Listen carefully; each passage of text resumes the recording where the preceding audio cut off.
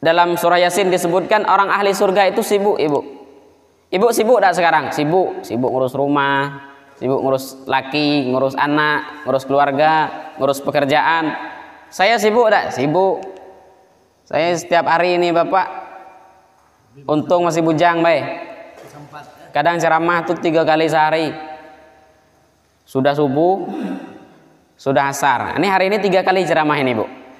Sudah subuh, sudah asar, sudah isya. 3 kali sehari. Sibuk tak kita? Kita sibuk. Dan orang yang masuk ke dalam surga, mereka juga sibuk, ibu. Tetapi kesibukan ahli surga fi syugulim fakihun.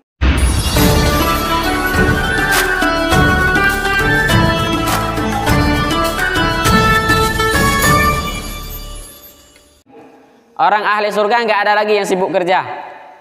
Orang yang masuk dalam surga nggak ada lagi yang sibuk masak. Orang yang masuk ke dalam surga nggak ada lagi yang sibuk mengurus keluarga. Nggak ada yang sibuk lagi dengan profesi masing-masing. Lah, yang jadi TNI libur di surga. Yang jadi polisi libur, yang jadi ustadz libur. Apa kesibukan kita dalam surga? Fi syugulim fakihun, sibuk bersenang-senang. Jadi ibu, kalau kita di dunia ini sibuk, susah, memang tempatnya begitu. Kita di dunia dicaci orang, difitnah orang, diejek orang, memang tempatnya begitu.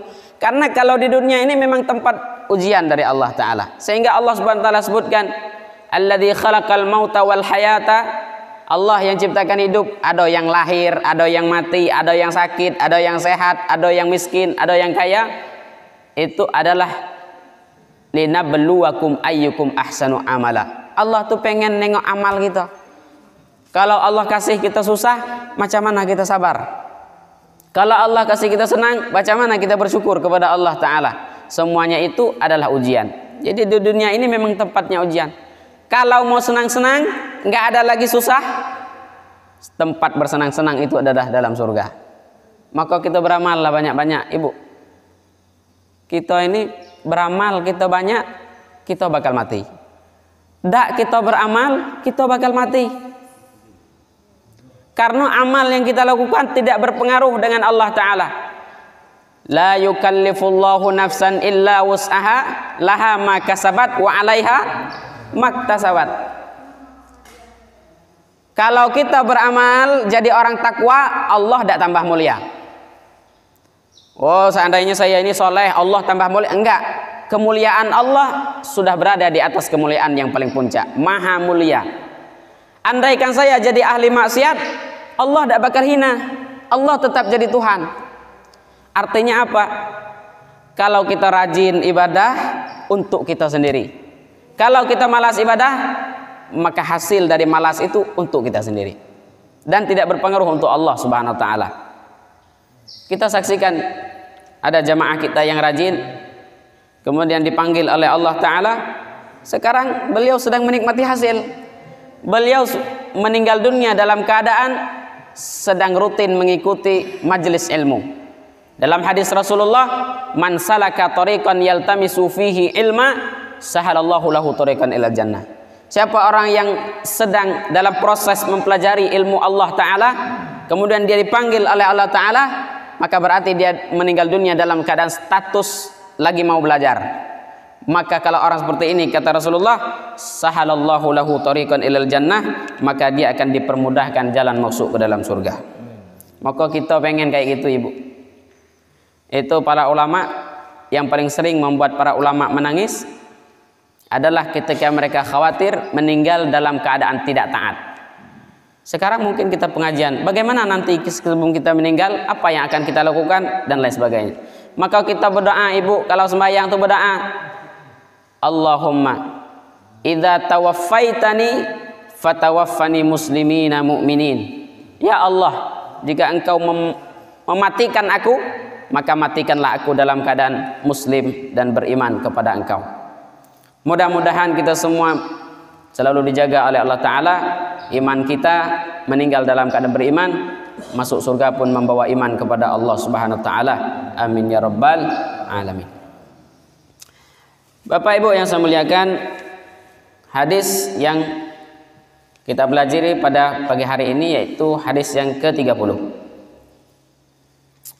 Diriwayatkan daripada Abi Tha'labah Al-Khushaini Al-Jursumi bin Nashir radhiyallahu anhu. Rasulullah sallallahu alaihi wasallam qala, Rasul sallallahu alaihi wasallam bersabda, Inna Allah ta'ala farada faraida fala tudayyi'uha. Sesungguhnya kita ini adalah ciptaan Allah Ta'ala. Allah punya kewajiban kepada kita dan kita juga punya kewajiban kepada Allah. Apa kewajiban Allah Ta'ala? Ngasih rezeki. Sehingga Allah Ta'ala sebutkan dalam Al-Quran, wa ma min dabbatin fil ardi illa 'alallahi rizquha. Allah itu tugasnya berat. Apa tugasnya? Menjamin semua rezeki makhluk yang ada di muka bumi, di dunia alam semesta ini. Bukan hanya rezeki kita yang sudah dijamin oleh Allah, semut yang berjalan di malam hari di atas batu yang hitam itu sudah dijamin oleh Allah rezekinya. Maka kita jangan takut tidak makan. Yang penting usaha. Yang penting berdoa. Saya memang sering nahan makan Ibu, karena tidak masak baik. Tapi insya Allah kalau sampai sakit tidak makan, nggak ada. Saya kalau tidak pun saya dapat makan di RT sebelah, itu di rumah makan di RT sebelah itu ada duo. Kalau saya makan situ semuanya gratis. Kapanpun nak makan apa baik gratis. Andai pun di RT sebelah saya tidak bisa makan, saya bisa datang ke sini, ke rumah Pak RW mungkin, ke rumah Pak Imam mungkin. Yang namanya rezeki tetap dijamin, rezeki makan. Tapi kalau rezeki lebih dari makan, Ibu, itulah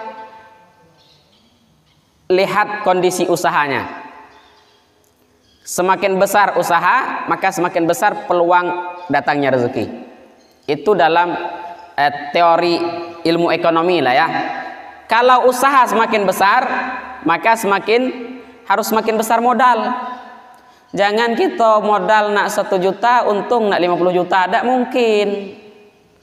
Maka kalau nak besar untung ya harus besar modal. Ya kayak juga kita beramal di dunia ini. Kalau kita nak besar dapat pahalanya, ya harus besar perjuangannya. Makanya pahala sholat subuh dengan pahala sholat asar, sholat maghrib beda. Maka pahala sholat subuh itu lebih besar daripada pahala sholat maghrib. Kalau orang tidak sholat subuh mungkin agak inilah wajar lah, karena memang ngantuk, kondisinya dingin. Tapi kalau sembahyang maghrib beda, atau ya jauh itu, mulai jauh. Maghrib itu sholat yang paling ringan. Wah sudah mandi sore-sore dak, sudah mandi lah, bersih-bersih, orang azan, cubu-cubu juga datang ke masjid, apa salahnya kan? Tapi kalau subuh memang orang itulah memang berniat dan bersungguh-sungguh. Maka kata Rasulullah dalam hadis, orang munafik yang paling sulit dia mengerjakan sholat adalah sholatul jamaah isya wa jamaah subuh. Orang munafik itu paling sulit sholat jamaah isya dan jamaah subuh. Nah, makanya banyak orang ini yang datang maghrib, kalau isya payah. Maka kata Rasulullah, kalau kamu tahu pahala yang diberikan oleh Allah bagi orang yang sholat jamaah isya, maka dia akan datang ke masjid berjamaah walaupun dalam keadaan merangkak. Tidak bisa naik mobil, naik motor, tidak bisa naik motor, jalan kaki, tidak bisa jalan kaki, merangkak datang ke masjid untuk mendapatkan pahala itu. Andaikan pahala itu kita tahu. Tapi pahala dirahasiakan oleh Allah Ta'ala. Karena pahala tempat panennya bukan di dunia, tapi nikmatinnya setelah meninggal dunia menghadap Allah Ta'ala. Allah sudah menunaikan kewajiban kepada kita. Pernah tidak kita dalam sehari tidak dikasih makan? Walaupun suami lah meninggal jadi janda, main dulu waktu nikah dengan abang. Kalau abang meninggalkan aku tidak bisa hidup tanpamu. Ternyata mati abang tuh hidup juga lah. Iya dah. Karena yang menjamin rezeki bukan suami, yang menjamin rezeki Allah Ta'ala. Dulu itu ada orang soleh Ibu. Orang soleh punya istri solehah. Zaman dulu kalau berangkat haji itu kan lama. Itu lakinya ini pergi haji. Pergi haji ya tentunya bawa modal, bawa barang, bawa segala perlengkapan. Itu orang-orang datang ke rumah ibu itu. Suami kamu sedang pergi, kamu mau makan apa? Kamu mau belanja dengan duit dari mana? Oh ditakut-takutin. Kebetulan orang ini orangnya solehah, sehingga dia mengatakan, suami aku itu diberi makan, aku juga diberi makan, karena yang memberi makan adalah Allah Ta'ala. Jadi tidak usah khawatir. Anak yatim yang meninggal bapaknya, tinggal ibunya, dikasih makan oleh Allah Ta'ala. Meninggal pula ibunya jadi anak yatim piatu, masih dikasih makan oleh Allah Ta'ala. Alhamdulillah sekarang banyak orang kaya dermawan yang mau nampung anak yatim, menjadi donatur di tempat-tempat du'afa, yayasan-yayasan du'afa. Nah, itu adalah rezeki untuk anak yatim. Nah, maka Allah sudah menunaikan kewajiban kita. Tinggal kita menunaikan kewajiban kita kepada Allah Ta'ala. Innallaha ta'ala farada faraida fala tudayyi'uha. Sesungguhnya Allah telah mewajibkan beberapa kewajiban, fala tudayyi'uha, jangan ninggalkan kewajiban itu. Apalah artinya kita hidup di dunia ini 60 tahun, 50 tahun jadi pegawai tapi tidak semayang, tidak mau nyembah Allah Ta'ala. Lalu apa bedanya kita dengan Fir'aun? Lebih mantap Fir'aun lagi. Fir'aun orangnya kaya. Fir'aun itu kaya, ibu. Selain jabatannya tinggi tapi kaya. Itu guru saya pernah bilang, dalam riwayat para ulama, dalam kitab-kitab salaf, itu emas yang ada di istana Fir'aun, emas yang taruh di dinding, yang lekat di yang lekat di jam dinding, atau pokoknya emas yang ada di istana Fir'aun, itu kalau dikumpulkan jadi satu, disepuh, itu emas itu sebesar kuda, saking kayanya Fir'aun. Dan Fir'aun ya juga penguasa dan raja, bahkan ngaku jadi Tuhan. Tapi Fir'aun tidak semayang, ibu, tidak mau ngakui Allah itu Tuhan, dan tidak mau mengakui Nabi Musa itu sebagai utusan Tuhan. Akhirnya mati apa nama itu?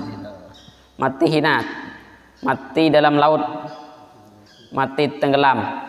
Ya. Jadi hidup ini indahnya apabila kita menunaikan kewajiban kita kepada Allah Ta'ala. Wa hadda hududa fala ta'duha, dan Allah sudah memberi batas untuk kita, maka jangan melewati batas. Jual beli boleh, riba haram, ya cukup sebatas jual beli, jangan sampai masuk ke ranah riba. Kemudian memuji boleh, mencaci jangan, maka cukup sebatas memuji, karena kalau sudah mencaci itu sudah keluar daripada batas daripada yang ditentukan oleh Allah Ta'ala. Wa harrama asya, dan Allah juga telah mengharamkan beberapa perkara.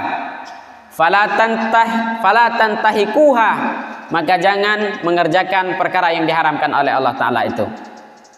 Sudah jelas mana yang haram, mana yang halal, maka jangan mengerjakan yang haram itu. Wasakata an asya rahmatan lakum, dan Allah sudah mendiamkan sesuatu untukmu. Jadi ada sesuatu yang memang Allah diamkan, ibu.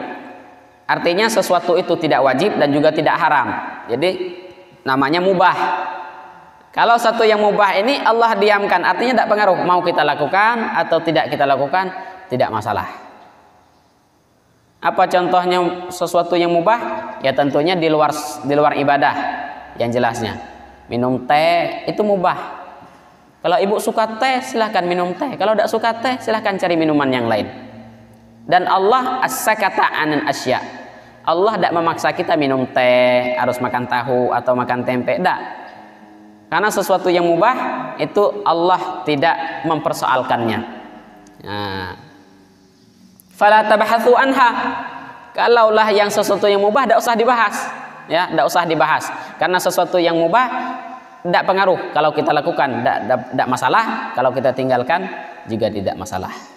Jadi itu adalah rambu-rambu yang sudah dijelaskan oleh Rasulullah di dalam hadis. Allah telah mengharamkan sesuatu, membatasi sesuatu, mewajibkan sesuatu, maka tinggal bagaimana kita mengendalikan sesuatu itu dan menempatkan diri kita sebaik mungkin sebagai hamba Allah Subhanahu wa ta'ala.